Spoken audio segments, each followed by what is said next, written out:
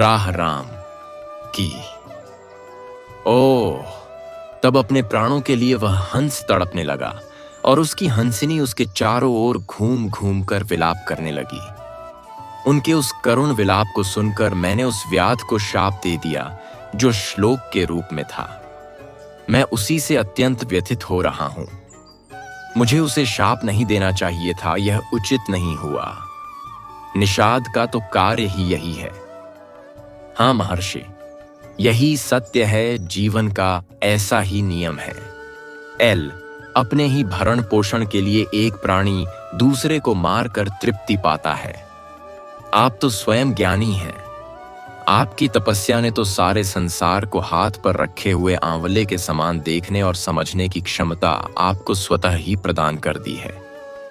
यह आपके हृदय की करुणा ही है जिसने आपको संसार के इस सामान्य से दृश्य से इस प्रकार आत्मिक रूप से जोड़ दिया। वह शाप देना, और वह भी एक नवीन और सहज श्लोक के रूप में, यह भी आपकी नियति का संकेत ही है। अब मैं क्या करूं प्रभु? आपने अभी कुछ दिन पूर्व ही नारद मुनि से अपने समकालीन राजा श्री रामचंद्र जी की जीवन गाथा सुनी है। आपने जिस नवीन श्लोक की अनजाने में ही सृष्टि कर दी है, वह अत्यंत सरल और मनोहर है। आप श्री रामचंद्र के उसी प्रेरणास्पद पावन चरित्र का वर्णन अपने उस नव उद्भासित छंद में कीजिए। ब्रह्मा जी ने कहा, परंतु मैं श्री रामचंद्र के विषय में अधिक नहीं जानता। जो नारद जी ने बताया था वह अत्यंत संक्षिप्त कथा थी। उसे वृहद रूप में लिखने के लिए, ग्रंथ के रूप में उसकी रचना करने के लिए आवश्यक है कि मैं उनके चरित्र को अधिक से अधिक जानूं और सत्य से परिचित हो जाऊं। महर्षि वाल्मीकि ने कुछ हिचकिचाते हुए कहा, आप महान ज्ञानी हैं महर्षि। आप अपनी तपस्या के प्रभाव से उनके जीवन में भूतकाल में घटित हुई समस्त घटनाओं को साक्षात दृष्टिगत करने में सक्षम हैं। जो हो चुका है और जो हो रहा है वह सब आप सहज ही जान लेंगे। भविष्य आपको उनके और निकट ले आएगा। अतः मेरी यह विनती या आदेश, इसे जो भी आप समझें उसे मान लें। यही भविष्य है। महर्षि, आप द्वारा रचित यह काव्य गाथा अनंत काल तक आपको यशस्वी बनाने में समर्थ होगी। यह केवल कल्पना नहीं, वरन प्रामाणिक इतिहास होगा जो भविष्य में संपूर्ण समाज का मार्गदर्शन करेगा। ब्रह्मा जी ने स्नेहपूर्ण स्वर में कहा। महर्षि वाल्मीकि ने ब्रह्मा जी से पुनः निवेदन किया, मैं प्रभु महाराज श्री राम के जन्म का हेतु जानना चाहता हूं। ब्रह्मा जी बोले, श्री राम का जन्म तो प्रत्येक कल्प में होता है। उन जन्मों के कारण भिन्न भिन्न अवश्य हैं। मैं संक्षेप में उनका वर्णन करता हूं। एक कल्प में महान तपस्वी सनत कुमार भगवान विष्णु के भवन में उनसे मिलने के हेतु पहुंचे, परंतु उनके दो द्वारपालों ने, जिनके नाम जय और विजय थे, उन्हें अंदर प्रवेश करने से रोक दिया। सनत कुमार 4 भाई हैं और चारों ही बहुत अधिक आयु के हैं। वे ज्ञान की दृष्टि में भी अत्यंत बढ़े हुए हैं। उन्हें पहचान न पाने के कारण ही द्वारपालों ने उन्हें रोका था, क्योंकि वे देखने में 5 वर्ष के बालक के समान ही प्रतीत होते थे। इस प्रकार रोके जाने से सनत कुमार क्रोधित हो गए और उन्होंने जय तथा विजय को राक्षस हो जाने का शाप दिया। यह समाचार पाते ही विष्णु भगवान स्वयं द्वार पर आए और उन्होंने अनेक प्रकार से विनय करके सनत कुमारों के क्रोध को शांत किया तथा उनसे द्वारपालों पर कृपा करके उनका शाप का निवारण करने के लिए कहा। सनत कुमार बोले कि यदि आपकी अपने द्वारपालों पर इतनी कृपा है तो आप स्वयं ही पृथ्वी पर जन्म लेकर उनका उद्धार करें। कालांतर में वे दोनों द्वारपाल महर्षि कश्यप की पत्नी दिति के गर्भ से हिरण्याक्ष तथा हिरण्यकश्यप नाम के राक्षस होकर उत्पन्न हुए। वे दोनों सगे भाई थे तथा अत्यंत बलशाली थे। अपने बल के अभिमान में हिरण्याक्ष ने संपूर्ण पृथ्वी को ही नहीं वरन अन्य लोगों को भी अपने अधीन कर लिया था। उसकी मनमानी तथा अत्याचारों से व्यथित होकर देवताओं ने पर्वत की गुफाओं में निवास करना आरंभ कर दिया था। देवताओं को यज्ञ आदि का भाग न प्राप्त हो सके, इसके लिए हिरण्याक्ष ने पृथ्वी को रसातल में ले जाकर छुपा दिया। इससे देवता गण बहुत दुखी हुए। उन्होंने विष्णु भगवान से प्रार्थना की कि वे पृथ्वी को उस राक्षस के बंधन से मुक्ति दिलाएं। तब विष्णु भगवान ने वाराह का रूप धारण करके पृथ्वी का रसातल से उद्धार किया था। इस प्रयास में हिरण्याक्ष उनके द्वारा मारा गया। उसके बाद उसका छोटा भाई हिरण्यकश्यप राजा बना। वह भी अपने भाई के समान ही देवताओं का तथा ईश्वर की पूजा का विरोधी था।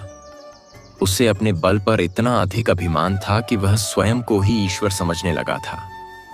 मेरी ब्रह्मा जी की तपस्या करके उसने वरदान प्राप्त कर लिया था। उसे दिन अथवा रात में, घर में अथवा बाहर, पृथ्वी अथवा आकाश में तथा किसी भी अस्त्र शस्त्र से नहीं मारा जा सकता था। इस प्रकार वह स्वयं को अमर समझता था। उसका पुत्र अपने पिता के स्वभाव के विपरीत भगवान विष्णु का अनन्य भक्त था।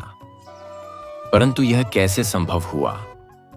अपनी माता के संस्कारों के कारण हिरण्यकश्यप की पत्नी कयाधु भगवान विष्णु की अनन्य भक्त थी।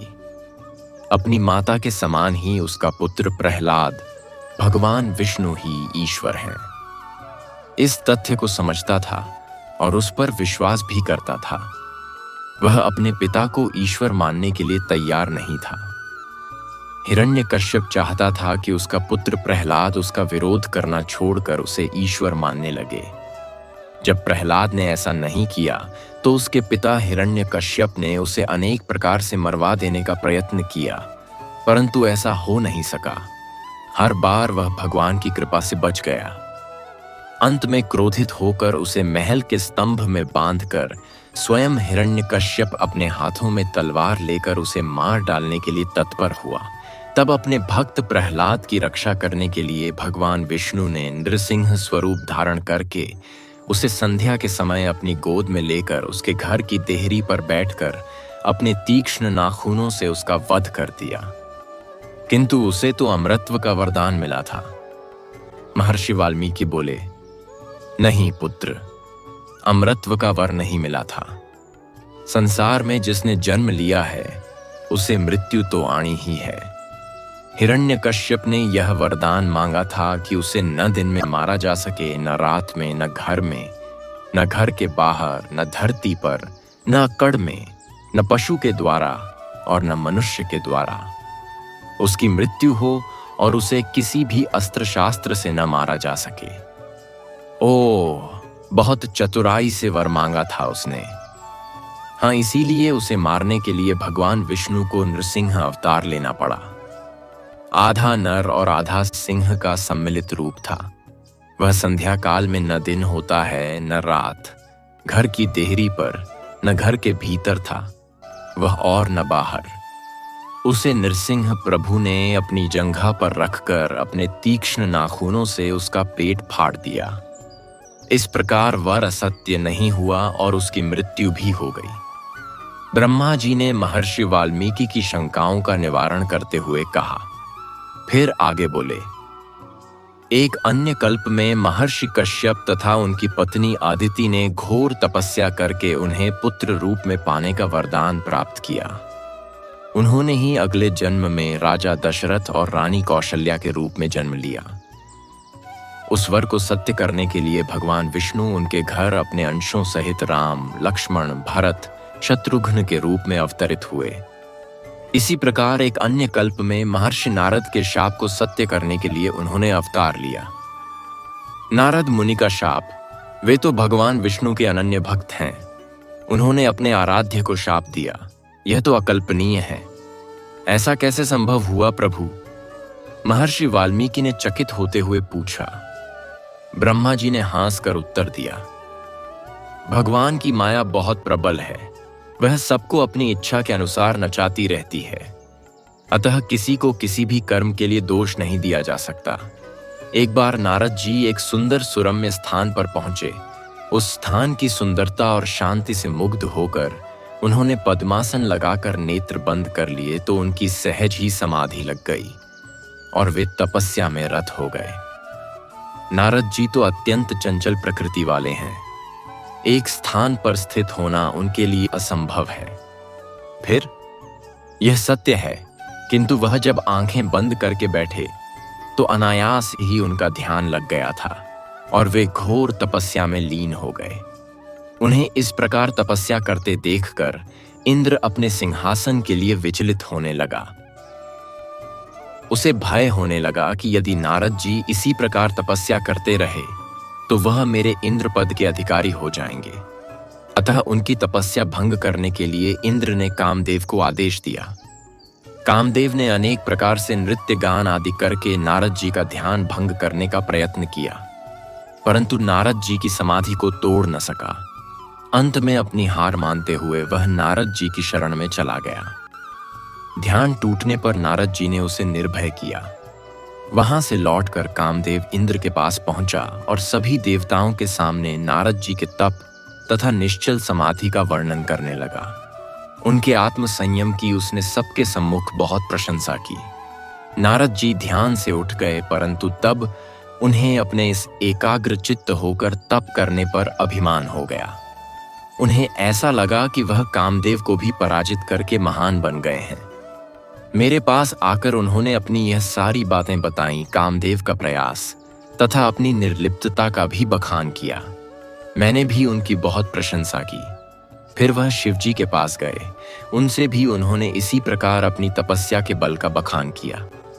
शिवजी ने उनकी प्रशंसा की तथा उन्हें यह सब विष्णु जी के सामने कहने से मना किया। उन्होंने कहा, यदि कोई प्रसंग चले तब भी इस घटना को उनके सामने प्रकट न करना। मैं तुम्हारे भले के लिए ही ऐसा कह रहा हूं। नारद जी ने उनकी बात को स्वीकार किया और वहां से उठकर चले गए। कुछ दिनों बाद वे विष्णु लोक में गए। विष्णु भगवान ने पूछा, बहुत दिनों बाद दर्शन दिया नारद मुनि, कहां थे आप अब तक? नारद जी ने उनसे भी अपनी तपस्या की बात बताते हुए कहा कि वे ध्यान में ऐसे निमग्न हो गए थे कि वहां कामदेव के आने, नाचने गाने आदि प्रलोभनों का भी उन पर कोई प्रभाव नहीं पड़ा। यह सुनकर विष्णु भगवान ने कहा, आप जैसे आत्म संयम करने वाले साधु स्वभाव के व्यक्ति पर भला कामदेव का प्रभाव कैसे पड़ सकता है? आप तो स्वभावतः स्वयं ही जितेंद्रिय हैं। यह सब आपकी ही कृपा है प्रभु। ऐसा कहकर नारद जी वहां से पुनः ब्रह्मलोक के लिए चल पड़े। नारद जी के चले जाने के बाद भगवान विष्णु ने विचार किया कि नारद के मन में भयंकर अभिमान की भावना उत्पन्न हो गई है। इसे नष्ट करना अत्यंत आवश्यक है। उन्होंने अपनी माया को नारद की ओर प्रेरित कर दिया। विष्णु लोक से लौटते समय नारद जी को मार्ग में एक अत्यंत सुंदर नगर मिला। वहां पर बड़ी चहल पहल होती दिखाई दे रही थी। वह नगर अत्यंत सुंदर और सहज ही हृदय को आकृष्ट कर लेने वाला था। उस नगर के राजा का नाम शील निधि था। उसकी एक कन्या थी जिसके स्वयंवर का आयोजन किया जाने वाला था। नारद जी के वहां जाने पर राजा शील निधि ने उनका बहुत स्वागत सत्कार किया तथा अपनी पुत्री को बुलाकर उसका हाथ उनके सामने दिखाते हुए उनसे कन्या का भाग्य बताने के लिए निवेदन किया। उनकी उस कन्या का नाम विश्वमोहिनी था। नारद जी ने उसका हाथ देखकर बताया, यह कन्या अत्यंत भाग्यशालिनी है। इसका पति अमर तथा अजेय होगा। वह अत्यंत सुंदर होगा। इसी प्रकार की कुछ बातें कहकर नारद मुनि वहां से आगे चल दिए। वे स्वयं उस राजकन्या को देखकर उसके रूप पर मोहित हो गए थे और उनकी इच्छा उसे प्राप्त करने की हो गई थी। उन्होंने सोचा, यदि मैं बहुत सुंदर हो जाऊं तभी यह कन्या मेरी सुंदरता पर मुग्ध होकर मेरा वरण कर सकती है, परंतु मैं ऐसा सुंदर रूप कैसे प्राप्त करूं? यह सोचते हुए उन्हें विष्णु भगवान का ध्यान हो आया। तब स्तुति करके वे उन्हीं को पुकारने लगे। विष्णु भगवान ने प्रकट होकर नारद जी से पूछा कि उन्होंने किस कामना से उन्हें पुकारा है। नारद जी ने कहा, प्रभु आप मुझे अपना स्वरूप दे दीजिए जिससे मैं अपनी इच्छित कन्या से विवाह कर सकूं। विष्णु जी ने कहा, नारद मैं वही कार्य करूंगा जिससे तुम्हारा परम हित होगा। यह कहकर वह अंतर्ध्यान हो गए। नारद जी को लगा कि वे अत्यंत स्वरूपवान हो गए हैं। वे स्वयंवर में जाकर राजाओं के साथ बैठ गए। उस स्वयंवर की सभा में 2 शंकर जी के गण भी ब्राह्मण का वेश बनाकर स्वयंवर देखने के लिए वहां आए हुए थे। वे नारद जी के निकट उनसे कुछ ही दूर पर बैठे हुए थे। कुछ देर बाद राजकुमारी विश्वमोहिनी जयमाला लेकर राजाओं के बीच में घूमने लगी। वह जब भी किसी के पास जाती तो वह राजा अपना परिचय व ऐश्वर्य आदि का बखान करता। यह देखकर नारद जी प्रतीक्षा करने लगे कि राजकुमारी उनके निकट भी आएगी और उन्हें देखकर उनकी सुंदरता पर मोहित होकर उन्हें जयमाला पहना देगी। इसीलिए वे बार बार उचक उचक कर राजकुमारी का ध्यान अपनी ओर आकर्षित करने का प्रयत्न कर रहे थे। यह देखकर दोनों शंकर जी के दूत आपस में रहस्यमयी भाषा में बात करते हुए हंस रहे थे। राजकुमारी राजाओं के पास यहां से वहां जाती रही, परंतु वह नारद जी की ओर एक बार भी नहीं आई। उसी समय विष्णु भगवान स्वयं मानव के रूप में वहां आए। उन्हें देखते ही राजकुमारी ने उनके गले में जयमाला पहना दी और उनके साथ चली गई। यह देखकर नारद बौखला गए। क्रोधित होकर वे स्वयंवर से बाहर निकल आए। वे समझ नहीं पा रहे थे कि ऐसा कैसे हो गया। तभी शंकर जी के दोनों गणों ने उनके पास जाकर कहा, एक बार अपना मुख तो आईने में जाकर देख लीजिए। नारद जी ने जाकर सरोवर के जल में अपना मुख देखा। उनका मुख भयंकर वानर के रूप में था। यह देखकर उनके क्रोध का कोई पार न रहा। उन्होंने क्रुद्ध होकर तत्काल उन शिव गणों को भयंकर राक्षस होने का शाप दे दिया। उसी समय उस रास्ते से भगवान विष्णु मानव रूप में लक्ष्मी तथा राजकुमारी विश्वमोहिनी के साथ उधर से निकले। उन्हें देखकर नारद का क्रोध फूट पड़ा। वे उन्हें अनेक प्रकार से भला बुरा कहने लगे और क्रोधित होकर उन्होंने उन्हें शाप दे दिया। जिस मानव रूप को धारण करके तुमने मुझे छला है, वही मानव रूप तुम्हें धारण करना होगा जो तुमने मुझे वानर का रूप दिया है। यही वानर तुम्हारी सहायता करेंगे। तुमने मुझे मेरी प्रिय स्त्री से दूर रखा तो तुम्हें भी अपनी स्त्री का विरह भोगना होगा। यह सुनकर विष्णु भगवान ने हंस कर कहा, आप इतना क्रोधित क्यों हो रहे हैं? मैंने तो वही किया जो आपके भले के लिए था। ऐसा कहकर उन्होंने अपनी माया का प्रभाव हटा दिया। उनके ऐसा करते ही नारद जी का मोह भंग हो गया। वे सचेत होकर अपने कृत्य पर पश्चाताप करने लगे, परंतु विष्णु भगवान ने कहा, तुमने जो मुझे शाप दिया है वह भी मेरी ही इच्छा थी। जाओ और मेरा भजन करो। अब तुम्हें मेरी माया कभी कष्ट नहीं देगी। इस कारण भी एक कल्प में भगवान ने मानव का अवतार लिया था। और महर्षि वाल्मीकि ने उत्सुक होकर पूछा, और भी एक कल्प में कैकेय देश में एक सत्यकेतु नामक राजा हुए थे। उनके 2 अत्यंत प्रतापी पुत्र थे, जिनके नाम प्रताप भानु तथा अरिमर्दन था। राजा सत्यकेतु अत्यंत पराक्रमी तथा धर्मात्मा थे। उनके बाद उनका पुत्र प्रताप भानु राज सिंहासन पर आरूढ़ हुआ। वह भी पिता के समान ही वीर, पराक्रमी तथा धर्मात्मा था। उन्होंने संपूर्ण पृथ्वी पर अपने राज्य का विस्तार किया।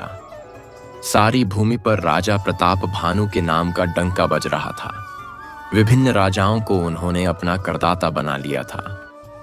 एक बार राजा प्रताप भानु वन में आखेट के लिए गए। वहां एक शूकर का पीछा करते हुए वह अपने सैनिकों से बिछड़ गए। शूकर का पीछा करते करते वे गहन वन में पहुंच गए। उस वन में अनायास ही वह शूकर भी कहीं अदृश्य हो गया। राजा मार्ग भूल चुके थे। भूख और प्यास से व्याकुल होकर वे इधर उधर भटकने लगे। तभी उन्हें एक आश्रम दिखाई दिया, जिसमें एक सन्यासी बैठा हुआ था। राजा ने निकट जाकर उसे प्रणाम किया। उसने जल, फल आदि से उनका स्वागत सत्कार किया तथा उनसे कहा कि उनका नगर वहां से 70 योजन दूर है, अतः वह उस रात्रि के वहीं विश्राम करे। यह सुनकर उस सन्यासी पर राजा को विश्वास हो गया। अनेक प्रकार के कहानी, कथा आदि कहकर उसने राजा के मन को अपने वश में कर लिया। राजा उसे अपना गुरु तथा हितैषी मानने लगा। उस सन्यासी ने राजा को अपना नाम एक तनु बताया तथा कहा कि जब से सृष्टि का प्रारंभ हुआ है, तब से वह उसी शरीर में स्थित है। कभी उसने अपना शरीर नहीं बदला। इसी कारण उसका नाम एक तनु है। वह राजा को पहचानता था। उसने कहा, मैं आपको जानता हूं, आप राजा प्रताप भानु हैं। मैं आपके व्यवहार से बहुत प्रसन्न हूं। अब आप मुझे अपना इच्छित बताएं। राजा ने कहा, आपकी कृपा से मुझे सब कुछ प्राप्त है, परंतु मुझे ब्राह्मणों के शाप से बहुत भय लगता है। कृपया कोई ऐसा उपाय बताएं जिससे सभी ब्राह्मण मेरे वश में हो जाएं और कभी भी वे मेरा विरोध न करें। साधु ने कहा, ऐसा हो सकता है, परंतु इसके लिए मुझे आपके घर चलना होगा। आप ब्राह्मणों को सपरिवार भोजन हेतु आमंत्रित करें। ऐसा नियम 1 वर्ष के लिए हो। मैं आपके रसोइये को मंत्र के बल से हटाकर स्वयं वहां भोजन तैयार करूंगा। आप उस भोजन को ब्राह्मणों के सम्मुख परोसें। मुझे वहां कोई न जानने पाए। ऐसा करने पर वे सभी ब्राह्मण और जो ब्राह्मण उनके घर भोजन करेंगे, वे सब भी आपके वश में हो जाएंगे। मैं आज से 3रे दिन आपसे आकर मिलूंगा। राजा अपना मनोरथ सिद्ध होने की आशा लेकर प्रसन्न मन होकर सो गया। वह साधु कपटी था। वह एक राजा था और उसे राजा प्रताप भानु ने युद्ध भूमि में पराजित किया था। पराजित होकर वह अपने राज्य में वापस नहीं गया था और वन में रहते हुए उस राजा से प्रतिशोध लेने का वह अवसर ढूंढ रहा था। वह शूकर भी एक राक्षस था जिसके भाइयों का वध राजा प्रताप भानु के द्वारा कर दिया गया था। राजा के सो जाने पर दोनों ने आपस में मंत्रणा की और राक्षस ने सोते हुए राजा को अश्व सहित उसके महल में पहुंचा दिया। 3रे दिन वह राक्षस राजा के रसोइये को उठा ले गया और स्वयं उसका रूप रखकर राजा से मिला। उसके संकेत पर राजा ने ब्राह्मणों को सपरिवार भोजन के लिए आमंत्रित कर लिया। उस राक्षस ने भांति भांति के पकवान बनाए और भोजन में मानव मांस मिलाकर व्यंजन तैयार कर दिया। राजा इस बात को नहीं जानता था। उसने ब्राह्मणों के सामने वही भोजन परोस दिया तथा उनसे भोजन करने का आग्रह करने लगा। उसी समय आकाशवाणी हुई, ब्राह्मणों, आप सब उठ उठकर अपने घर चले जाएं। यह भोजन न करें, क्योंकि इस भोजन में मानव मांस का प्रयोग किया गया है। आकाशवाणी सुनकर सभी ब्राह्मण उठ खड़े हुए। उन्होंने आकाशवाणी पर विश्वास करके क्रोधित होकर राजा को शाप दे दिया। तुम नर मांस खिलाकर हमारा धर्म भ्रष्ट करना चाहते हो। इस समय ईश्वर ने ही हमारे धर्म की रक्षा की है। जाओ, सपरिवार तुम मानव भक्षी राक्षस हो जाओ। ब्राह्मणों का शाप सुनकर राजा किंकर्तव्य विमूढ़ हो गया। उसके मुख से कोई बोल न फूटा लई थी। तब पुनः आकाशवाणी हुई, ब्राह्मणों, आपने बिना विचार किए ही राजा को शाप दे दिया। राजा का इसमें कोई दोष नहीं है। तब राजा भागकर रसोई में गया तो वहां न वह रसोइया था और न भोजन ही था लैल। उसने ब्राह्मणों को समस्त बातें यथातथ्य बता दी। परंतु अब क्या हो सकता था? दिया हुआ शाप अन्यथा नहीं हो सकता था। राजा के शत्रुओं को ये सारी बातें ज्ञात हुईं तो उन सब ने मिलकर उसके राज्य पर चढ़ाई कर दी। अत्यंत भयंकर युद्ध हुआ जिसमें परिवार सहित राजा खेत रहा। उसी राजा प्रताप भानु ने अगले जन्म में रावण होकर जन्म लिया। उसका भाई अरिमर्दन कुंभकर्ण बनकर तथा उसका सचिव विभीषण होकर उत्पन्न हुए। उनके द्वारा किए जाने वाले अधर्मपूर्ण आचरण के कारण उनके विनाश के लिए भगवान स्वयं मानव रूप में अवतरित हुए। ऐसे ही भगवान विष्णु के अवतार लेने के अनेक कारण हैं, जिन सभी का वर्णन कर पाना संभव नहीं है। इस प्रकार महर्षि वाल्मीकि की जिज्ञासा शांत करके ब्रह्मा जी वहां से अपने लोक को चले गए। ब्रह्मा जी के अंतर्हित हो जाने पर महर्षि सोचने लगे, यदि श्री रामचंद्र राजा रामचंद्र के जीवन की यात्रा का वर्णन करना है तो उसके लिए यह श्लोक एक अच्छा माध्यम बन सकता है। यह सरल और सुबोध होगा तथा गेयता भी इसका विशेष गुण होगा। ऐसा विचार करके कुछ दिनों के आत्ममंथन के बाद महर्षि वाल्मीकि ने श्री रामचंद्र की जीवन गाथा को अंकित करने का निश्चय किया। दृढ़ निश्चय के साथ वे रामायण के नाम से अपने महाकाव्य के प्रणयन में तत्पर हो गए। उनके योग के बल से प्राप्त दिव्य नेत्रों ने उन्हें श्री राम के जन्म के पूर्व से लेकर वर्तमान तक की घटनाओं को उनके मानस नेत्रों के सम्मुख प्रस्तुत कर दिया। उसी सत्य के आधार पर उनके द्वारा रामायण नामक महाकाव्य की रचना की गई। आगे की कहानी सुनने के लिए सुनते रहिए। हमारा अगला एपिसोड सिर्फ भक्ति अनमोल वाचन पर।